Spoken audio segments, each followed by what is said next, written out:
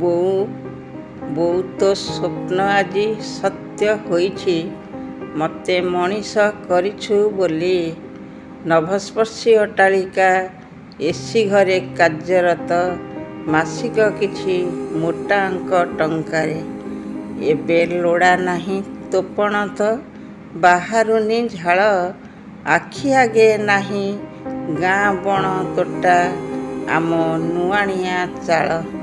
ଅଛି ଏକ ଯନ୍ତ୍ର, ହାତ ମାରି ଦେଖେ ସାଇବର ନୂଆ ନୂଆ ତଥ୍ୟ, କହେନା ସେ ତୋ ଭଳି ଭାଗବତ ବାଣୀ, ସତ୍ୟ ନ୍ୟାୟ ପଥ ଦେଇ ବଞ୍ଚିବାର ଅର୍ଥ। କଲେଜ ପଢ଼ିଲା ବେଳେ ତୋ ଚିଠି ଖଣ୍ଡେ ପାଇ ବାରମ୍ବାର ପଢ଼ୁଥିଲି ବ୍ୟାକୁଳିତ ହୋଇ। ଲେଖିଥିଲୁ ଦେହପାର ଯତ୍ନ ନେବୁ, ଖାଉଛୁ କି ନାହିଁ ମନ ଦେଇ ପଢ଼ୁଥିବୁ ବିଭୁ କୃପା ପାଇ। ବାପାଙ୍କ ଆଶିଷ ନେବୁ ଭଉଣୀ ପ୍ରଣାମ, ଘର କଥା ଭାବିବୁନି ତତେ ମୋର ରାଣ। ବାର ଓଷା 13 ବ୍ରତେ କାଟୁଛି ମୁଁ ଦିନ, ଦେହ ମୋର ଏଠି ଅଛି ତୋ ସାଥେ ଜୀବନ। ଦେଇଥିବା ରାଣ ବୋଉ ହୋଇଛି ଲୋ ସତ, ପଛ କଥା ଭାବୁନି ମୁଁ ଆଗ ପାଇଁ ବ୍ୟସ୍ତ। ବ୍ୟସ୍ତ ବିବ୍ରତ ଭିତରେ କାଟୁଛି ମୁଁ ଦିନ, ମୋ ପୁଅ ଭବିଷ୍ୟତ ପାଇଁ ସୁନେଲି ସପନ। ସହରେ ଗଢ଼ିଛି ଏକ ତ୍ରିତାଲା ଭବନ, ସାଜସଜା ଯେପରି ସେ ଇନ୍ଦ୍ରର ଭୁବନ। ପୁଅ ପାଇଁ ଖର୍ଚ୍ଚ କରେ ଗଦା ଗଦା ଟଙ୍କା, ସ୍ତ୍ରୀ ପାଇଁ ରଖିଛି ମୁଁ ଚାକର 2ଟା।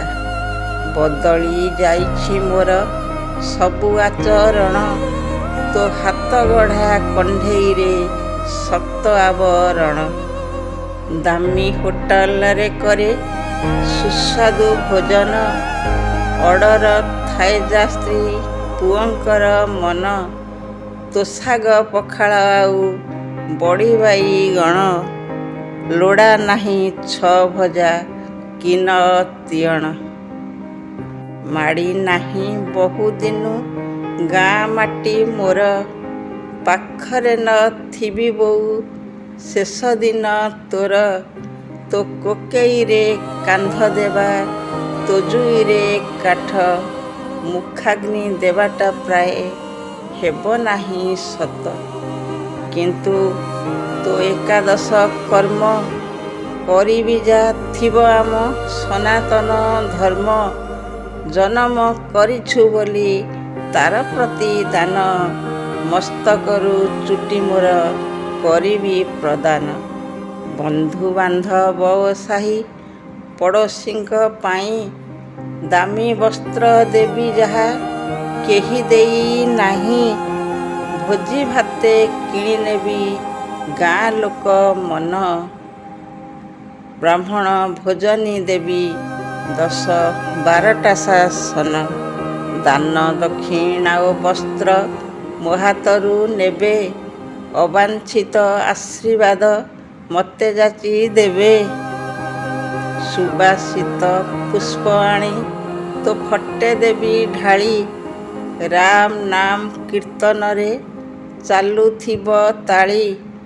ଫୁଲେ ଫଟୋ ବୁଡ଼ିଲେ ବି ଦିଶୁଥିବ ସେ ଆଖି 2ଟା, ଯିଏ ଢାଳୁଥିଲା ମୋ ପାଇଁ ଅଶ୍ରୁ 2 ଟୋପା।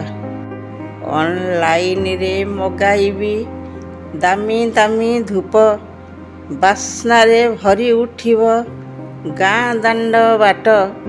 ଆଉ ଆମ ଭଙ୍ଗା ଘର କାନ୍ଥ ଓ କବାଟ, ସେ ବାସ୍ନାରେ ଭ୍ରମିଯିବ ବାଟେ ଯିବା ଲୋକ। ମଣିଷ ହେବାରୁ ପୁଅ ରଖିଦେଲା ଟେକ, ମୋ ଚାରିପାଖେ ଘୂରୁଥିବ ସେ ଧୂପ ଧୂଆଁର କୁଣ୍ଡଳି।